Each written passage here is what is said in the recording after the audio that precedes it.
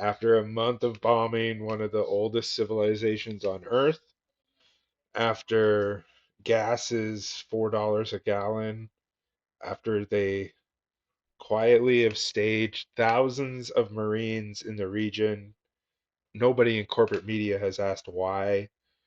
Trump gets on national television, and his big gift to the American people is 13 soldiers died. Iran is decimated and will be out in 2 to 3 weeks, trust me. And the NATO thing, he was absolutely going to do it. He told Reuters this afternoon that he was absolutely considered pulling out. The Telegraph was running with it. European defense ministers were panicking. And then he gets in front of the camera and just doesn't do it. Floats it, implies it, and then puts it back in his pocket, which is classic Trump. The threat is the weapon, right? And he spent it pretty much for nothing. What actually does matter, he said regime change is not the goal, which is a direct quote. So, what was the goal? Obliterate the missiles, sink the Navy, make sure that they can never build a nuke again. That's it. A month of war, almost 2,000 Iranians dead by the US's own count, probably way more by the official counts. And the stated objective was never to change who runs the country, just to kneecap them, defang them, make them manageable for Israel, essentially. And now the Strait of Hormuz is apparently Europe's problem.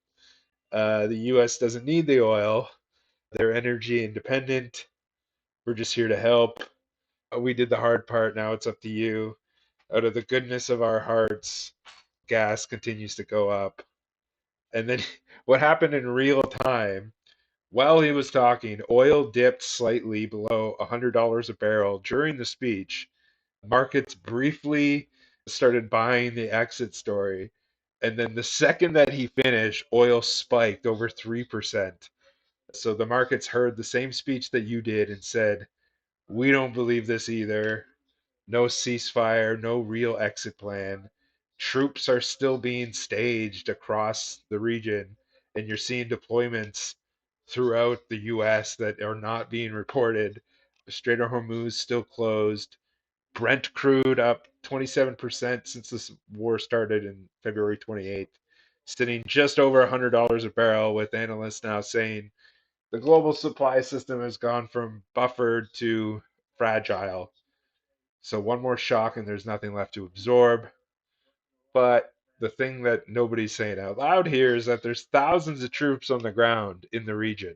Like I said, special operations, Marines, Army paratroopers, staged, ready to go.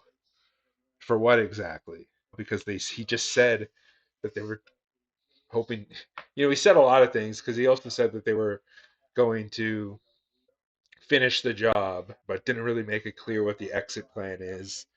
You don't pre-position that kind of force to just leave it.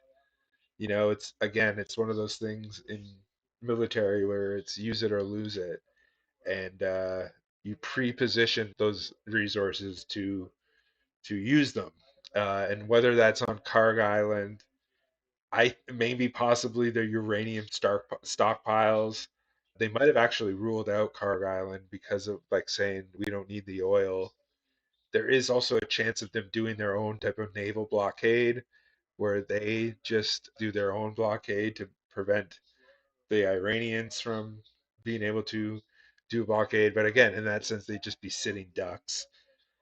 I think the uranium stockpiles might make sense if they try to go retreat the uranium from the blown up nuclear plant.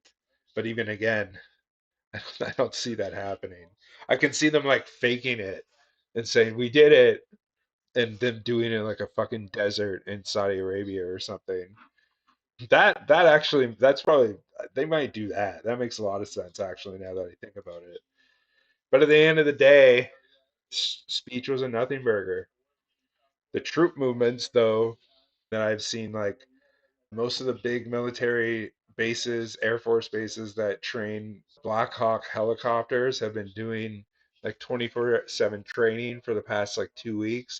And the place that does the most like deployment for Black Hawk helicopter operators are not. And that's probably because they've already been deployed. Right? So it was a nothing burger. 13 soldiers though. Meanwhile, Iran counting almost 2,000 civilians, and somehow the U.S. is going to frame that as a win somehow. I also seen reports of potentially um, the insider paper said this is 3 days ago secret plan to rescue thousands of Brits from Middle East if Trump launches Iran ground invasion now being drawn up. That's pretty interesting.